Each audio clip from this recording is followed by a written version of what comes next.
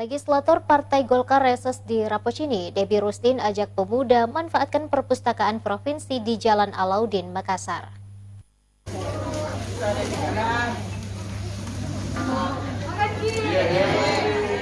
Hari kedua reses masa sidang 3 tahun 2021-2022, anggota DPRD Sulawesi Selatan dari fraksi Golkar Debbie Purnama Rustin melakukan reses temu konstituen dengan warga Kecamatan Rapocini.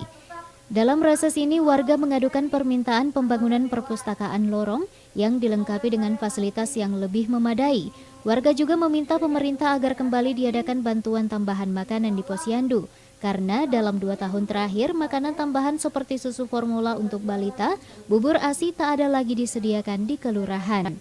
Menanggapi aduan warga, Debbie Rustin menjelaskan bahwa program perpustakaan lorong adalah program dari pemerintah provinsi dan sudah berjalan. Dengan program tersebut, perpustakaan lorong telah dibangun di sejumlah tempat di Makassar. Pada kesempatan itu, Debbie Rustin mengajak para pemuda agar berkunjung ke perpustakaan provinsi di Jalan Alauddin. Ia menjelaskan perpustakaan di Alauddin sangat bagus dan dilengkapi dengan sejumlah fasilitas pendukung.